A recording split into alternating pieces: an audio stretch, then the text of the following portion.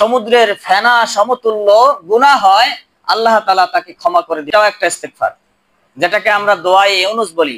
ইস্তেগফার করলে 5টা লাভ, 5টা ফজিলত, 5টা ফায়দা। হর হামেশা সব সময় অল টাইম তাওবা করতে থাকবে, আল্লাহ তাআলা তাকে 3টা পুরস্কার দেবে। আরেকটা ইস্তেগফার হলো সবচাইতে সেরা ইস্তেগফার, সেটার নাম হলো সাইয়্যিদুল ইস্তেগফার। 6টা কাজ তোমাদের সামনে, তোমাদের সম্মুখে যদি হাজির হয়, উপস্থিত হয়, এই 6টা কাজ তোমরা একেবারে তাড়াতাড়ি করবা।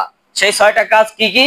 প্রেম করা হালাল হয়ে গেছে আমাদের কাছে, আর জেনা করা হালাল হয়ে গেছে, অথচ বিয়ে করানোর জন্য আমাদের বয়স হয় নাই। এই ইস্তেগফারটা যদি দিনের বেলা পড়ে, সে দিনের বেলা মারা গেলে জান্নাতে যাবে। রাত্রিবেলা পড়ে, রাত্রিবেলা যদি মারা যায় তাহলে সে জান্নাতে যাবে। সুবহানাল্লাহ। আলোচনার বিষয় ইস্তেগফার, আজকে দ্বিতীয় পর্ব। তো ইস্তেগফারের ফজিলত, শর্ত, কখন আমরা ইস্তেগফার করতে পারবো, কতটুকু সময় পর্যন্ত আমাদের জন্য নির্ধারিত সময়, কোন সময় পর্যন্ত ইস্তেগফার করলে কবুল হবে, এইসব বিষয় নিয়ে আজকে ইনশাআল্লাহ আল্লাহ পাক রব্বুল আলামিন আমাদেরকে যতটুকু তৌফিক দান করেন আমরা কথা শুনবো ইনশাআল্লাহ।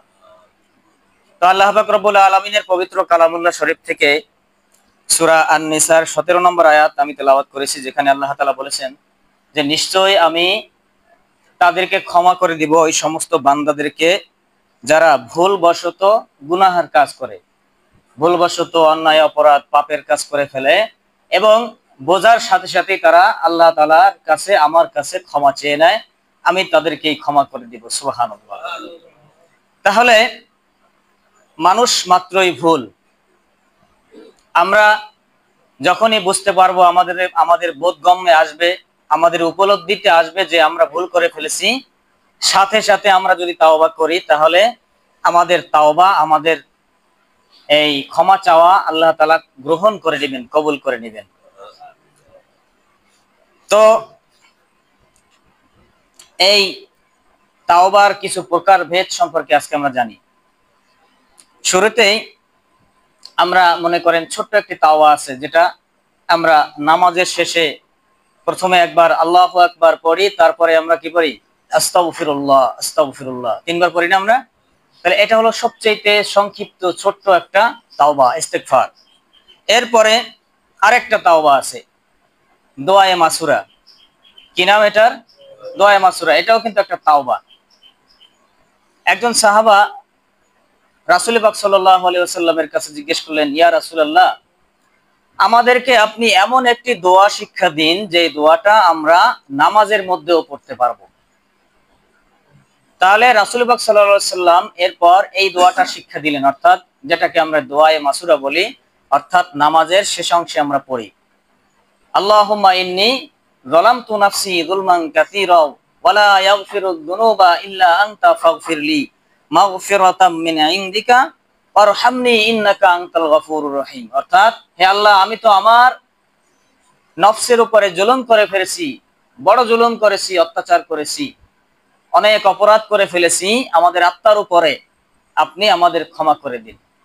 এরপরে 3 নাম্বার ইস্তেগফার হলো আমরা যেই একটা ইস্তেগফার পড়ি, আস্তাগফিরুল্লাহ রাব্বি মিন কুল্লি যামবি ওয়া আতুবু ইলাইহি লা হাওলা ওয়ালা কুওয়াতা ইল্লা বিল্লাহিল আলিয়্যিল আযীম।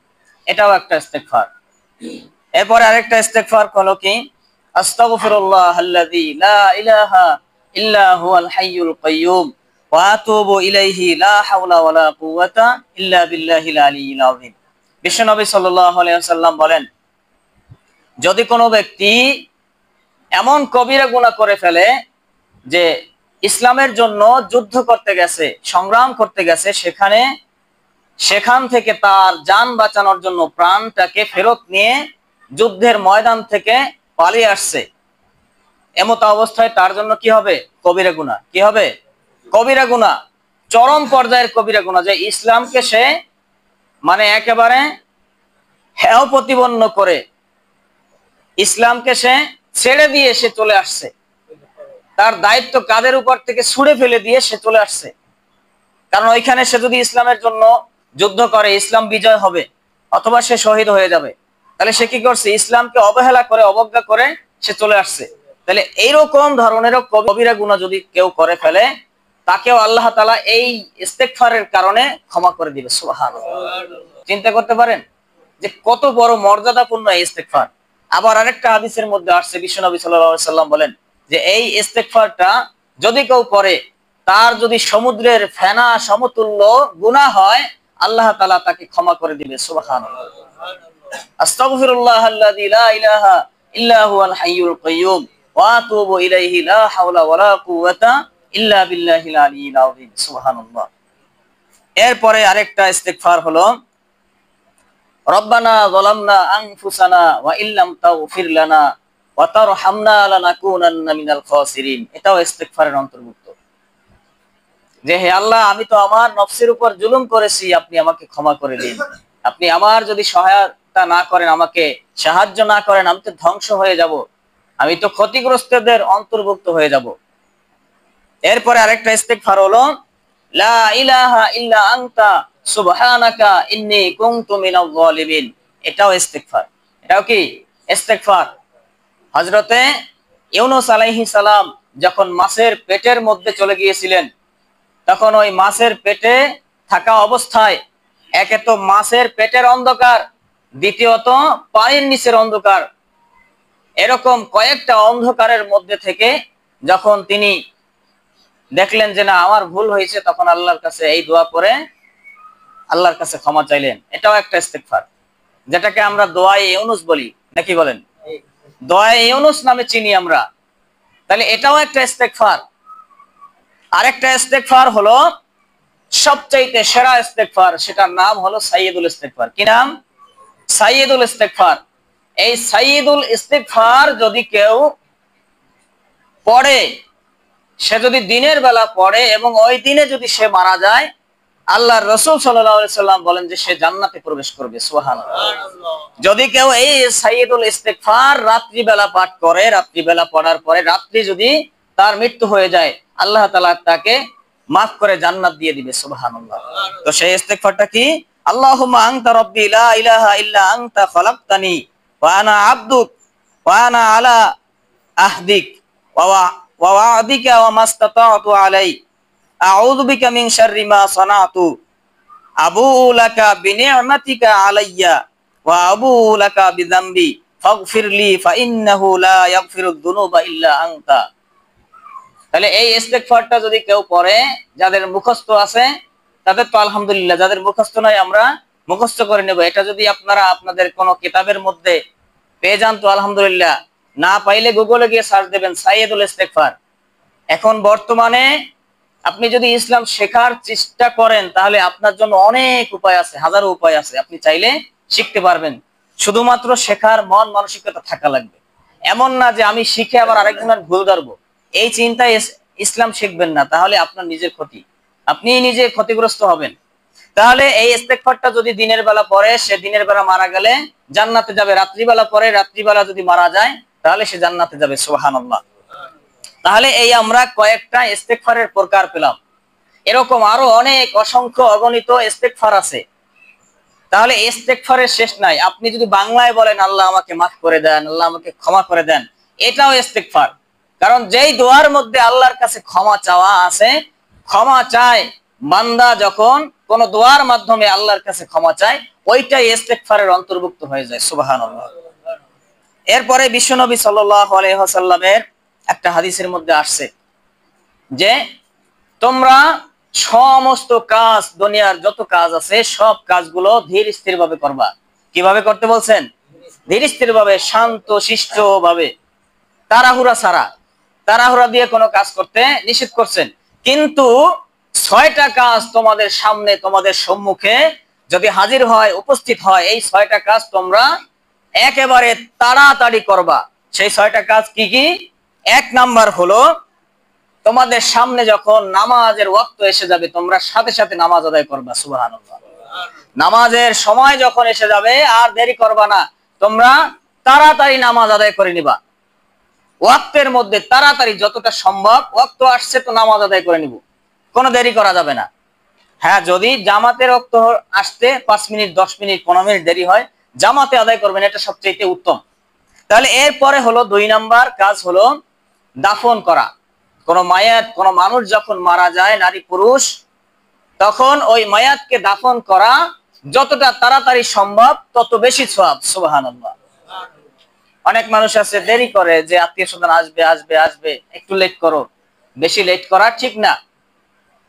তাহলে সে যদি জান্নাতি হয়, তার জন্য কত সুন্দর একটা জায়গা অপেক্ষা করতেছে, তার জন্য কবরের জায়গা। সুবহানাল্লাহ। আর যত তাড়াতাড়ি দাফন করতে পারবেন, দাফনের মাধ্যমে আপনি জানাজা পড়লেন, এতে নেকি আছে, সওয়াব আছে। এরপরে দাফন করলেন, তাতেও নেকি আছে, সওয়াব আছে। তাহলে আপনি তো এই নেকি থেকে অনেক মানুষ দেখা যাবে যে ব্যস্ততার কারণে সে চলে যাবে, জানাজা পড়তে পারবে না, ঠিক কিনা বলেন? তাহলে নামাজের সময় হয়ে গেলে যত দ্রুত সম্ভব নামাজ আদায় করব। কোন মানুষ মারা গেলে যত দ্রুত সম্ভব দাফন কাফনের ব্যবস্থা করে দিব। 3 নাম্বার হলো, কোন সন্তান যখন উপযুক্ত হয়ে যায়, ওই সন্তানকে বিয়ে করানোর দায়িত্ব মা বাবার কাদের উপরে? যতটা তাড়াতাড়ি সম্ভব ওই সন্তানকে বিয়ে দিয়ে দিবেন। যদি বিয়ে না দেন, ওই সন্তান যদি কোনো গুনাহের কাজ করে, এই গুনাহের ভাগীদার মা বাবার কাঁধেও এই গুনাহগুলো উঠবে কি উঠবে না? বিশ্বনবী সাল্লাল্লাহু আলাইহি ওয়াসাল্লামের হাদিস, আমার বানানো কোনো কথা না। আমরা কি বলি?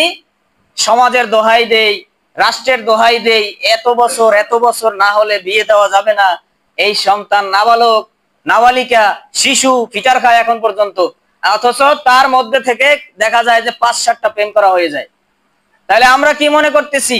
প্রেম করা হালাল হয়ে গেছে আমাদের কাছে, আর জেনা করা হালাল হয়ে গেছে। অথচ বিয়ে করানোর জন্য আমাদের বয়স হয় নাই। সন্তানকে কি বলি? নিজের পায়ে দাঁড়াও। এতদিন পর্যন্ত কি তার আরেকজনের পায়ে দাঁড়াইছে, নাকি লাঠি বর দিয়ে দাঁড়াইছে? তাহলে এই ক্যারিয়ারের দোহাই দিয়ে, বয়সের দোহাই দিয়ে সন্তানরা উপযুক্ত হলে বিয়েতে দেরি করবেন না।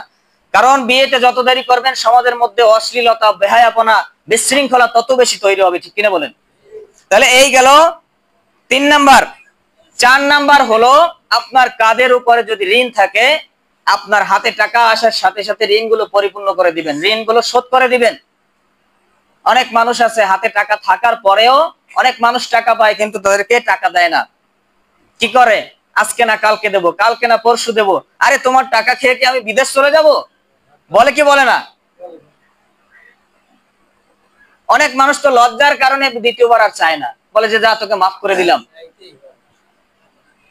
তাহলে আপনি কার হক খাইতেছেন? কার অধিকার নিয়ে আপনি কার কাছ থেকে ঋণ নিয়ে তাকে আপনি কি করতেছেন? অবহেলা করতেছেন। এই জন্য তো কিয়ামতের দিন জাহান্নামে যাওয়া লাগবে। তাহলে ঋণ, হাতের মধ্যে যদি ঋণ থাকে, কাদের মধ্যে ঋণ থাকলে হাতে টাকা আসার সাথে সাথে আমরা পূরণ করে দিব ইনশাআল্লাহ। 5 নাম্বার হলো, যখন আমাদের গুনাহ হয়ে যাবে, যখন আমরা বুঝতে পারবো গুনাহ করার পরে সাথে সাথে আমরা তওবা করে নিব।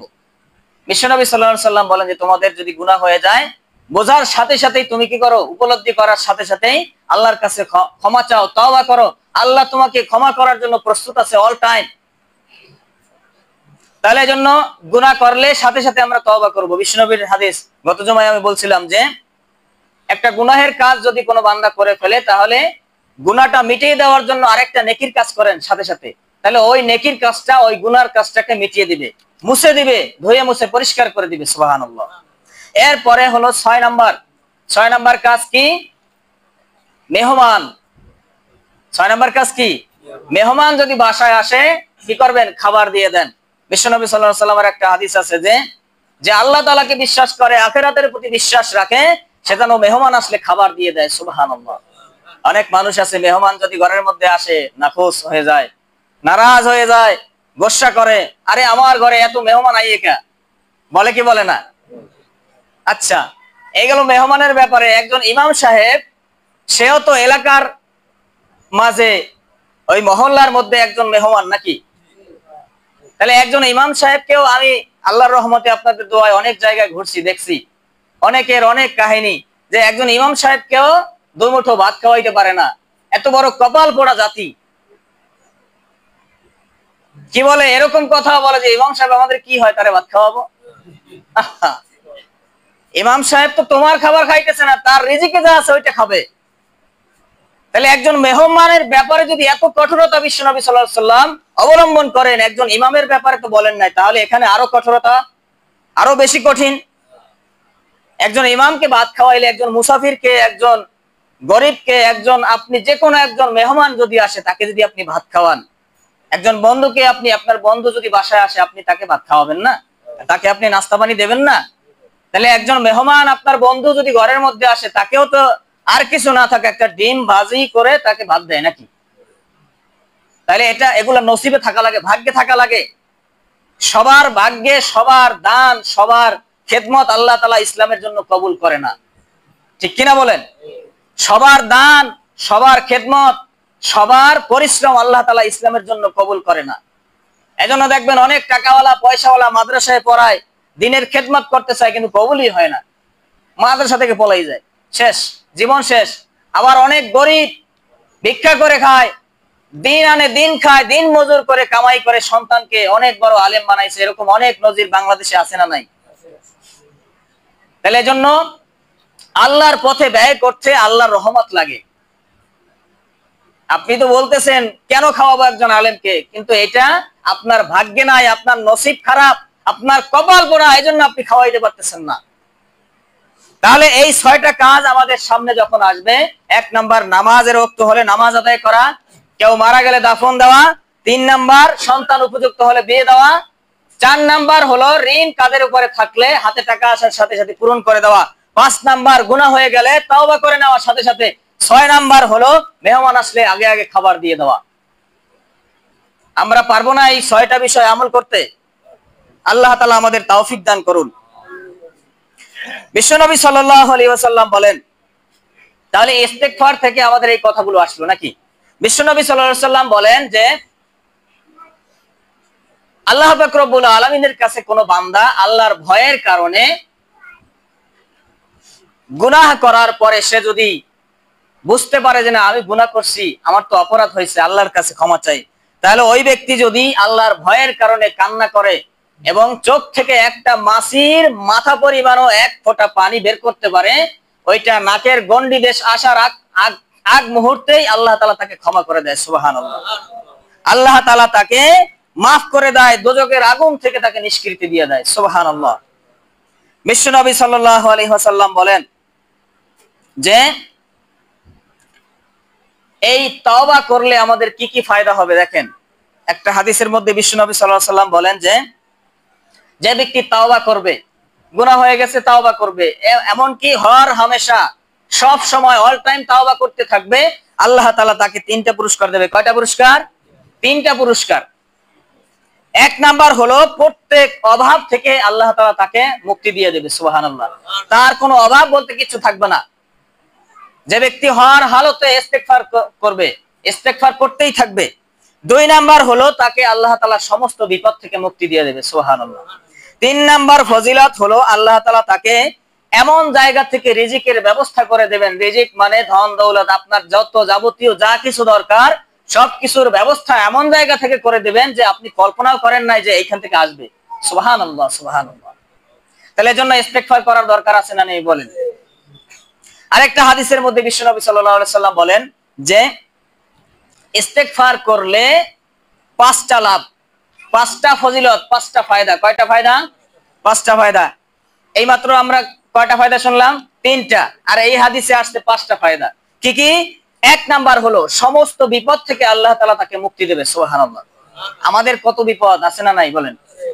আপনি এই বৃষ্টির দিনে, বন্যার দিনে আপনি হাটে বাজারে খেতে খামারে কাজ করতে গেলেন, আকাশ থেকে একটা বজ্রপাত, একটা ঠাডা পরে মানুষ মারা যাইতে পারে কি পারে না? আপনি রাস্তাঘাটে বের হইলেন, গাড়ি অ্যাক্সিডেন্ট করার সম্ভাবনা আছে না নাই? নৌকায় বের হইলেন, লঞ্চে বের হইলেন, একটা দুর্ঘটনা ঘটার সম্ভাবনা আছে। তাহলে এই যত ধরনের বিপদ আপদ আছে, এই বিপদ থেকে আল্লাহ তাআলা তাকে হেফাজত করবেন, আল্লাহ তাআলা তাকে ওই সমস্ত বিপদ থেকে বাঁচাইয়া রাখবেন। সুবহানাল্লাহ।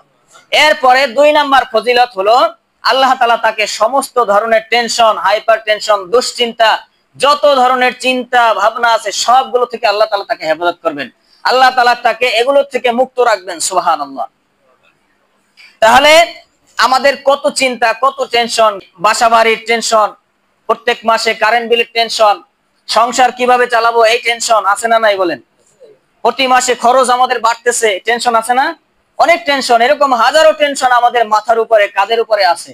তাহলে এই সমস্ত টেনশন আল্লাহ তাআলা আপনাকে দূর করে দিবে যদি আপনি ইস্তেগফার করতে পারেন বেশি বেশি করে।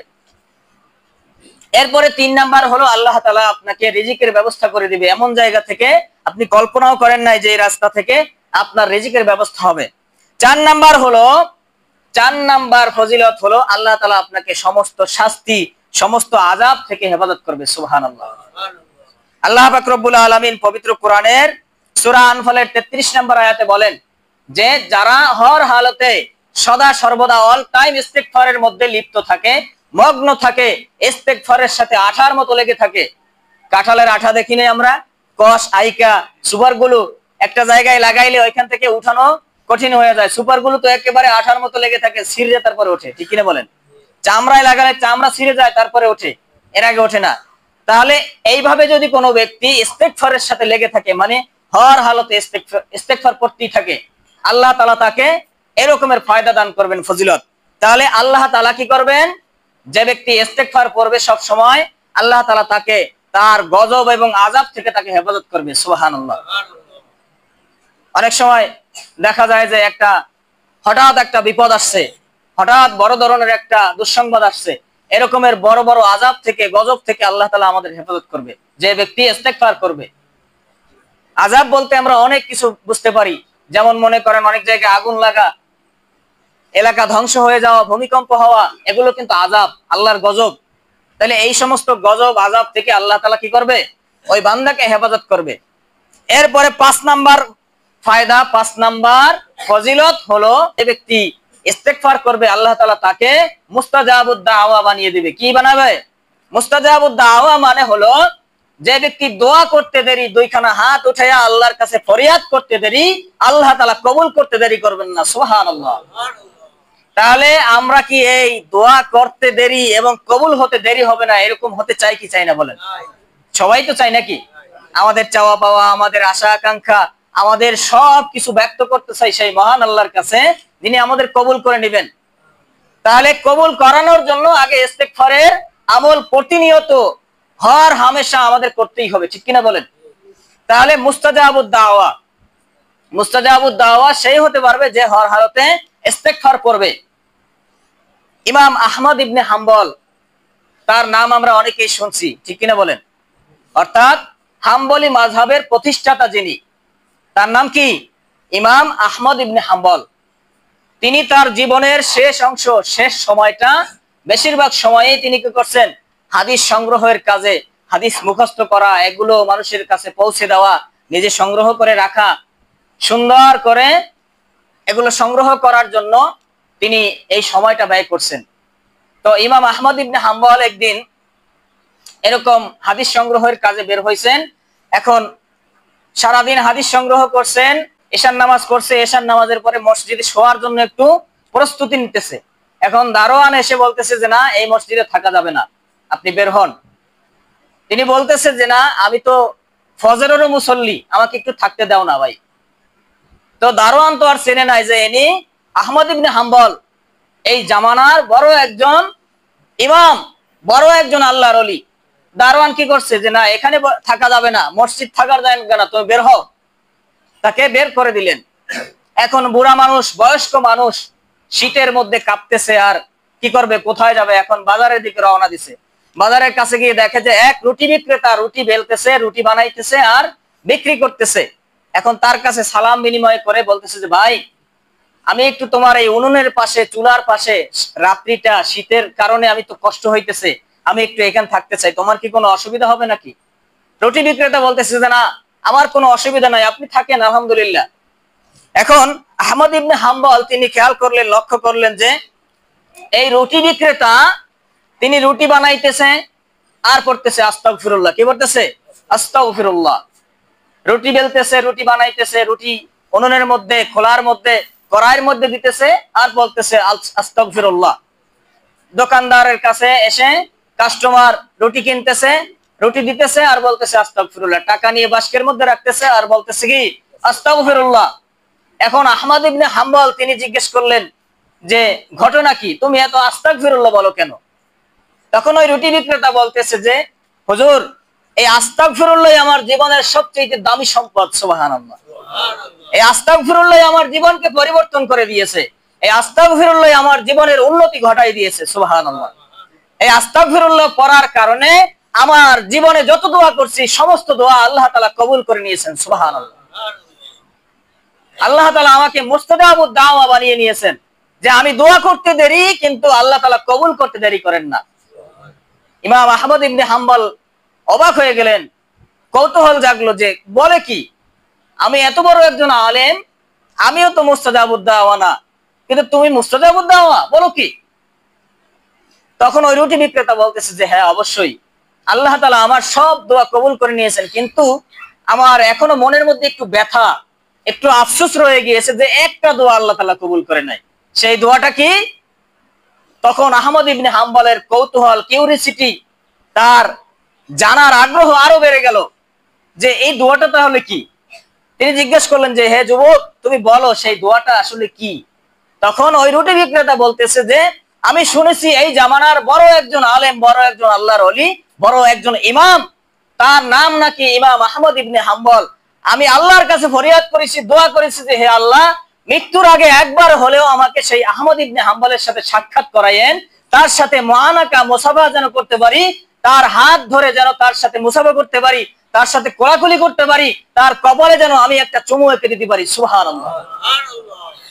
ইমাম আহমদ ইবনে হাম্বল তিনি আর নিজেকে ধরে রাখতে পারলেন না, কান্নায় ভেঙে পড়লেন, দুই চোখ দিয়ে ঝরঝর করে পানি পড়তেছে, আর চিন্তা করতেছে যে আল্লাহর কি খেলা, আল্লাহর কি কৌশল। তখন ইমাম আহমদ ইবনে হাম্বল রুটি বিক্রেতাকে বলতেছে যে ভাই, হে যুবক, আহমদ ইবনে হাম্বলের কাছে তোমার যাওয়ার দরকার নাই, আল্লাহ তাআলা স্বয়ং আহমদ ইবনে হাম্বলকে তোমার দুয়ারে এনে দিয়েছেন। সুবহানাল্লাহ। ইস্তেগফারের কত পাওয়ার, যে একজন আলেমকে একজন রুটি বিক্রেতার কাছে আল্লাহ তাআলার কুদরতের মাধ্যমে নিয়ে আসছে। সুবহানাল্লাহ। তাহলে ইস্তেগফার, এই ইস্তেগফার যদি আমরা করতে পারি তাহলে আমাদেরও এরকম আল্লাহ তাআলা মুস্তাজাবুদ দাওয়া হিসেবে কবুল করে নিতে সময় লাগবে? লাগবে না। তাহলে চেষ্টা যে করে সে কিন্তু ফলাফল পায়, গাছ লাগাইবে সে কিন্তু ফল পাবে, গাছ না লাগাইলে ফল পাওয়া সম্ভব না। তাহলে বিশ্বনবী সাল্লাল্লাহু আলাইহি ওয়াসাল্লামের আরেকটা হাদিস আমরা শুনি যে বিশ্বনবী সাল্লাল্লাহু আলাইহি ওয়াসাল্লাম বলেন, যে ব্যক্তি তওবা করে, যে ব্যক্তি গুনাহ হওয়ার পরে তওবা করে, আল্লাহ তাআলার কাছে ওই বান্দা এরকম যে মানুষের কোনো গুনাহ নাই। সুবহানাল্লাহ।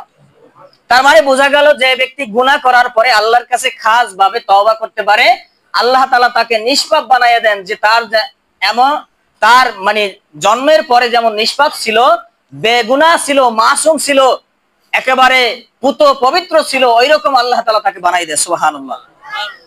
এরপরে বিশ্বনবী সাল্লাল্লাহু আলাইহি সাল্লাম আরেকটা হাদিসের মধ্যে বলেন যে প্রত্যেক আদম সন্তানই গুনাহগার, প্রত্যেক আদম সন্তানই পাপী, কিন্তু ওই গুনাহগারের মধ্যে, ওই আদম সন্তান, সমস্ত আদম সন্তানের মধ্যে, সমস্ত মানুষের মধ্যে ওই বান্দা সবচাইতে বেশি প্রিয় আল্লাহর কাছে যে বান্দা ইস্তেগফার করে, ক্ষমা চায়। সুবহানাল্লাহ। জাতীয় কবি আমাদের কাজী নজরুল ইসলাম একটা কথা বলছিলেন যে আমরা সবাই পাপী, নিজের পাপের বাটখারা দিয়ে অন্যের পাপ মাপি। ঠিক কিনা বলেন? মানুষ নিজের দিকে চিন্তা চেতনা বিবেচনা করে আরেকজনকে মাপে, আরেকজনকে ওজন করে। যে চোর সে মনে করে আরো একজন চোর, আর যে ভালো মানুষ সে আরেকজনকে ভালো মানুষ মনে করে। একটা গল্প শোনেন।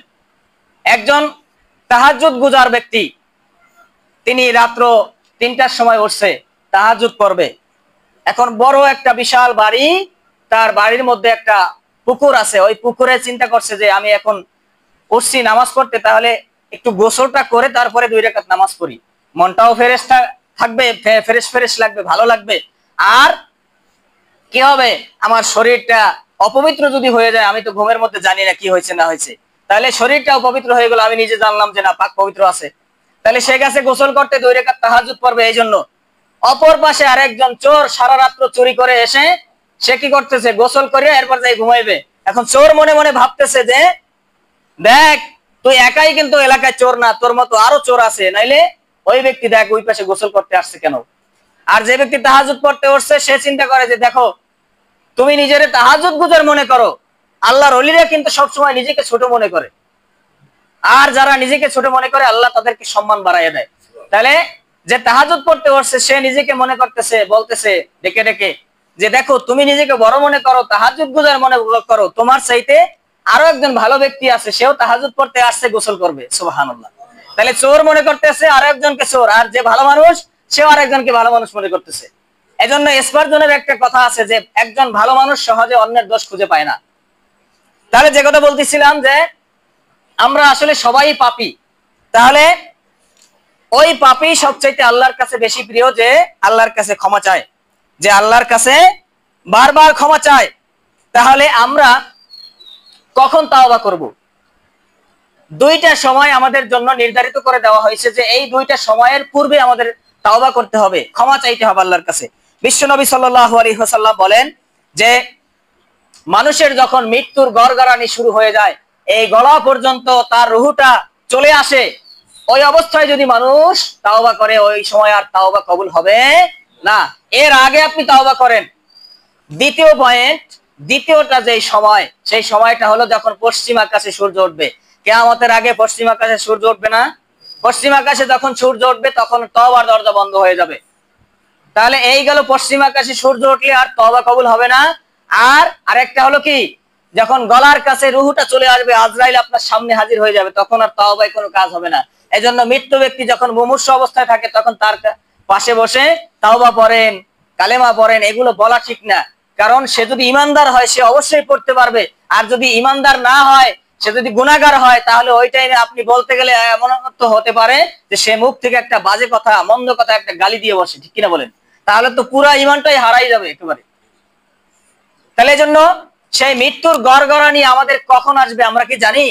জানি না। তাহলে এজন্য কখন তওবা করব? ওই মৃত্যু কখন আসবে তার জন্য অপেক্ষা করব নাকি? তাহলে এজন্য এখন থেকেই তওবা করেন। আপনার কান পর্যন্ত এই হাদিস, এই কথাগুলো আপনার কান পর্যন্ত যখন পৌঁছে গেছে, আপনি এখন থেকে তওবা করেন, আল্লাহ আমি যা করছি জীবনে, যত ভুল করছি মাফ করে দেন, আর করব না। আর ওই পিছনের ভুলগুলো যখন আপনি ভুলে যাবেন আর না করার সিদ্ধান্ত নেবেন, তখন আল্লাহ তাআলা আপনাকে গুনাহগুলো নেকির দ্বারা পরিবর্তন করে দিবে, সুবহানাল্লাহ। তাহলে আমাদের তাওবার কিছু শর্ত আছে। তাওবা করতে হলে কিছু শর্ত লাগবে। এক নাম্বার শর্ত হলো হালাল খাদ্য গ্রহণ করতে হবে। কি গ্রহণ করতে হবে? হালাল খাদ্য লাগবে, হালাল রিজিক লাগবে। আপনি হারাম খাইবেন, ঘুষ খাইবেন, সুদ খাইবেন, ডান হাত দিয়েও কুড়াবেন, বাম হাত দিয়েও কুড়াবেন, এইটার দ্বারা কোন ইবাদত, কোন আমল কবুল হবে না। আমল তো কবুল হবে না, তাওবাও কবুল হবে না। তাহলে জন্য হালাল রিজিক আগে গ্রহণ করতে হবে, তারপরে আপনি তাওবা করবেন, তাওবা কবুল হবে। দুই নাম্বার তাওবার শর্ত হলো আপনি যেই পাপের জন্য তাওবা করতেছেন, আপনি চুরি করছেন, যে আল্লাহ আমি আর চুরি করব না, ওই চুরিটা আপনার তৎক্ষণাৎ সাথে সাথে ছেড়ে দিতে হবে, তাহলে আল্লাহ তাআলা ক্ষমা করবে। তিন নাম্বার হলো আপনি যে এই গুনাহটা করছেন, এই গুনাহের জন্য আপনার অনুশোচনা বোধ হতে হবে। আপনাকে নিজেকে অনুতপ্ত হতে হবে যে না আমি তো ভুল করে ফেলেছি, আল্লাহর কাছে নতজানু হতে হবে, একেবারে সারেন্ডার করে দিতে হবে, নিজেকে সবচাইতে অধম, নগণ্য, সবচাইতে তুচ্ছ মনে করতে হবে, তাহলে আল্লাহ তাআলা ক্ষমা করে দিবে। চার নাম্বার হলো ভবিষ্যতে এই পাপ আর করব না, এই দৃঢ় প্রতিজ্ঞা, এই প্রতিজ্ঞা করতে হবে, সংকল্প, এরাদা, প্রমিস করতে হবে যে আল্লাহ এই গুনাহ যেন আমি আর না করি, আমি আর করব না, আমাকে শক্তি দিন, সাহস দিন। এরকমের সংকল্প যদি করা যায় তাহলে আল্লাহ ক্ষমা করবে। পাঁচ নাম্বার হলো এই তাওবা করবেন আপনি কার জন্য? আপনি একজন পীর সাহেবের কাছে, একজন আলেমের কাছে গিয়ে বায়াত হলেন আর তাওবা করলেন, আপনি মানুষকে দেখানোর জন্য তাওবা করলে এই তাওবা কবুল হবে না। আপনার একনিষ্ঠ ভাবে, গভীর ভাবে, আপনার অগোচরে, আড়ালে গিয়ে আপনি একান্তে আল্লাহর কাছে নিভৃতে বলেন, আল্লাহ আমার তো ভুল হয়ে গেছে, আমি এখন কি করব, আমারে মাফ করে দেন, আমি আর ভুলগুলো করব না। আল্লাহর কাছে আপনি একাকিত্বে মাফ চান, আল্লাহ তাআলা আপনাকে একাকিত্বে মাফ করে দিবে, সুবহানাল্লাহ। এরপরে হলো 6 নাম্বার, এই যে একটু আগে যে দুইটা কথা বললাম যে নির্ধারিত সময়ের মধ্যে আমাদের কি করতে হবে?